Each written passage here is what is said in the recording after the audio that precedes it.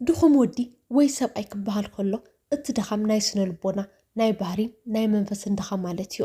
ሓደ ብመንፈሱ ድኹም ዝኾነ ሰብኣይ መብዛሕትኡ ግዜ ዝረአየሉ 5 ቀንዲ ባህርያት ክነግረካ። ብፍላይ እቲ 4 ነጥቢ ሂወትካ ንከይትዕወትን ከንቱ ክትቀሪ ዝገብረካ ሓደገኛ ባህሪ እዩ። ሰላም፣ እዚ ቻናል ስነ ልቦና እዩ። እዚ መደብ ዘሰናድአልኩም ድማ ኣነ ሓፍትኩም ሊድያ እየ። ነዚ ቻናል ሓድሽ እንትኮንኩም ሰብስክራይብ ገበሩ። ቀዳማይ፣ ሓላፍነት ዘይወስድ። ሓላፍነት ዘይምውሳድ ማለት ናይ ገዛእ ርእስካ ሂወት መሪሕ ንኻልኦት ኣሕሊፍካ ምሃብ ማለት እዩ። እዚ ዓይነት ሰብ ንሂወቱ ባዕሉ ክውስን ኣብ ክንዲ ዝፅዕር ኩሉ ግዜ ምክንያት ኣብ ምፍጣር እዩ ዝነብር። እዚ ሰብ እዚ ንዝኾነ ኣብ ሂወቱ ዘጋጥሞ ውድቀት ወይ ድሕረት ናይ ባዕሉ ኢድ ከም ዘለዎ ኣይኣምንን። ንወለዱ ይወቅስ። ወለደይ ሰረት ስለዘይገበርሉ እምበር ኣነስ ንፉዕ እየ ይብል። ንመንግስቲ ይወቅስ። ሃገር ሰላም ስለዘይኮነት ወይ ዕድል ስለዘየለ እምበር ሰሪሕ ምሃብቶም ኮ ይብል። ንኣጋጣሚታትን ንዕድልን ይወቅስ። ዕድል የብለይን እምበር እናበለ ኣብ ትሕቲ ፅላል ኣልተው ሓሳባት ይሕባእ። ሓላፍነት ዘይወስድ ሰብ ክእረም እየ ካብ ምባል ምክንያተይ እዚ እዩ ምባል ይቐሎ። ንሱ ንጌግኡ ከም ትምህርቲ ኣይርኦን። ጌግኡ ክቕበል ከሎ ውርደት ስለዝስምዖ ነቲ ጌጋ ብካልእ ሰብ ወይ ኩነታት ንምትካእ ይፅዕር። እዚ ድማ ካብ ጌግኡ ተማሂሩ ንቅድሚት ከይሽጉም ይገብሮ። ሓደ ሰብ ምክንያት ውድቀተይ ካልኦት እዮም ኢሉ ክኣምን ከሎ ብተዘዋዋሪ ምክንያት ዓወተይ እውን ካልኦት እዮም ክኾኑ ዘለዎም ይብል ኣሎ። ፀገምካ ብሰንኪ ሰባት እንተኮይኑ መፍትሒኡ እውን ኣብ ኢድቶም ሰባት እዩ ዘሎ ማለት እዩ። እዚ ማለት ድማ እቲ ሰብ ተዋሳኢ ዘይኮነስ ተዓዛቢ ሂወት ይኸውን።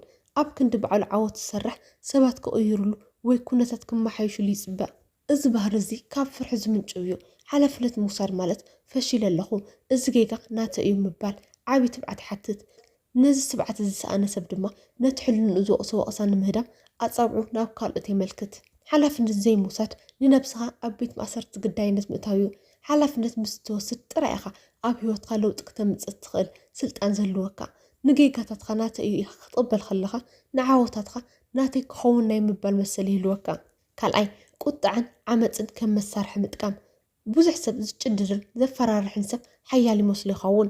ንሓቂ ግን ቁጣዕን ዓመፅን ናይቲ ብውሽጡ ዝፈረሰን ብሓሳብ ክማጎት ዘይኽእል ድኹም ሰብ መወዳእታ መከላኸሊ ዓዲ እዩ። ሓደ ሰብ ርትዓዊ ሓሳብን ሞገት ምስ ዝስእኖ ነቲ ዝጎደሎ ናይ ኣእምሮ ብቕዓት ብጫውጫውታ ክመልኦ ይፍትን። ሰብ ብዘተን ብመርትዖን ክኣምነሉ ስለዘይኽእል ብዓውታን ተዛሪቡ ዝዓወተ ይመስሎ።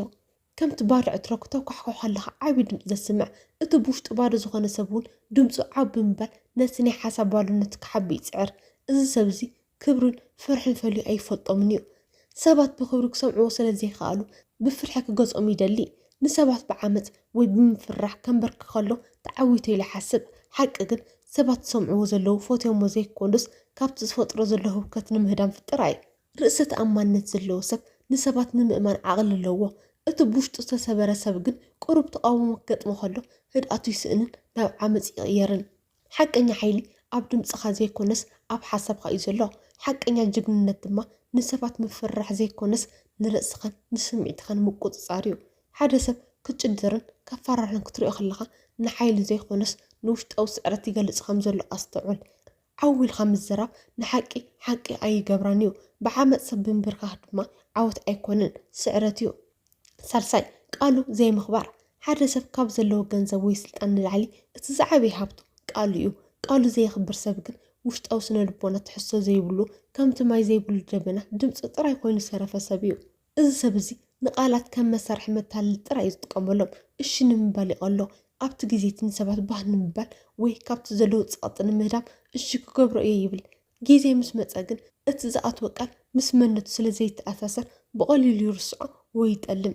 ንሰባት ተስፋ ሂብካ ምጥላም ካብቲ ፈለማ ኣይኽእልን ኢልካ ምኽላል ንላዕሊ ዓብይ ስነ ልቦናዊ ጉድኣት የውርድ። ቃሉ ዘይኽብር ሰብ ንሰዓታትን ፃዕርን ካልኦት ሰባት ዋጋ ኣይህብን እዩ። ቃሉ ዘይምኽባር መብዛሕትኡ ግዜ ካብ ትብዓት ምስኣን እዩ ዝምንጩ። ንሰባት ኣይፋልን። እዚ ክገብሮ ኣይኽእልን እየ እንተኢልዎም ሰባት ዝፀልእዎ ወይ ዝንዕቕዎ ይመስሎ። ስለዚ ንኩሉ ሰብ እሺ ይብል፣ ኣብ ግብሪ ግን ንኩሉ ሰብ ይጠልም። እዚ ናይቲ ኩሉ ሰብ ባህ ንምባል ዝፅዕር ድኹም ስነ ልቦና ምልክት እዩ። ቃሉ ዘይኽብር ሰብ መንነት የብሉን። ንሱ ከም ንፋስ ዝሃርሞ ዝወሳወስ ባህሪ እዩ ዘለዎ። ቃላትካ ምስ ግብርካ ክስማዕምዑ ከለው እዩ ሙሉእነት ዝበሃል። ቃሉ ዘይኽብር ሰብ ግን ስነ ልቦናዊ ትሕዝኡ ዝተበታተነ እዩ። ንሰባት ጥራይ ዘይኮነ ንርእሱ እውን ይጠልም ኣሎ። ራብዓይ፣ ቅንኢ ናይ ትሕትና ባህሪን። ቅንኢ ማለት ካልኦት ዘለዎም ክህልወካ ምምናይ ጥራይ ዘይኮነስ ካልኦት ዘለዎም ክስእኑ ምምናይ እዩ።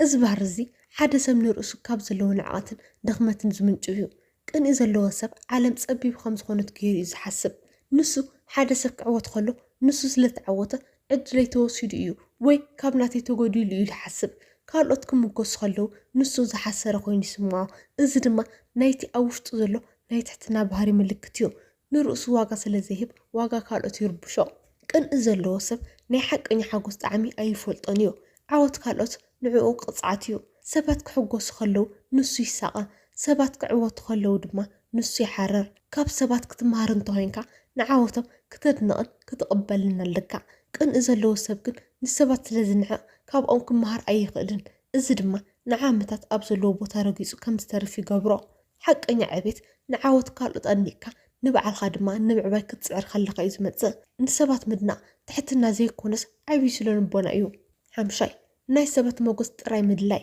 ናይ ሰባት ሞገስ ምድላይ ማለት ንመፍትሒ ሓጎስካ ኣብ ጅባ ካልኦት ሰባት ምቕማጥ ማለት እዩ እዚ ሰብ እዚ ናይ ባዕሉ ሕብርን መንነትን የብሉን እዚ ሰብ እዚ ኣነ መን እየ እንታይ ከይፈቱ ኢሉ ንርእሱ ኣይሓትትን እዩ ሓሳቡን መርገፁን ከምቲ ዝረኸቦ ሰብ እዩ ምስ ሓደ ሰብ ክኸውን ከሎ ልክዕ ኢኻ ይብል ምስቲ ተፃራሪ ሓሳብ ዘለዎ ካልእ ሰብ ከለውን ልክዕ ኢኻ ይብል ናይ ገዛ ርእሱ ፅኑዕ እምነት ስለ ዘይብሉ ሰባት ክፀልእዎ ካብ ዘለዎ ፍርሒ ጥራይ ንኩሉ ይሰማማዕ እዚ ድማ ትብዓት ዘይብሉ ስነ ልቦና ከም ዘለዎ የርኢ እዚ ሰብ እዚ ቅድሚ ዝኾነ ስጉምቲ ምውሳዱ ሰባት እንታይ ክብሉን እዮም ኢሉ ዝጭነቕ ዝኽደኖ ክዳን ዝሰርሖ ስራሕ ዝዓርኮም ሰባት ኩሉ ንባዕሉ ንምሕጓስ ዘይኮነስ ንሰባት ንምድናቕ ወይ ካብ ወቐሳ ንምድሓን እዩ ንሰባት ባህ ንምባል ክትነብር ከለኻ ንስኻ ባህርያቶም ሰባት ኢኻ ንሳቶም ዝሃቡኻ ሞገስ ትሕጎስ ንሳቶም ተወኢቶምካ ድማ ዓለም ትፅልምተካ ህይወትካ ኣብ ኢድካ ዘይኮነስ ኣብ ኣፍ ካልኦት እያ ዘላ እቲ ዝኸፍአ ክፋል ንሰባት ባህ ንምባል ክትብል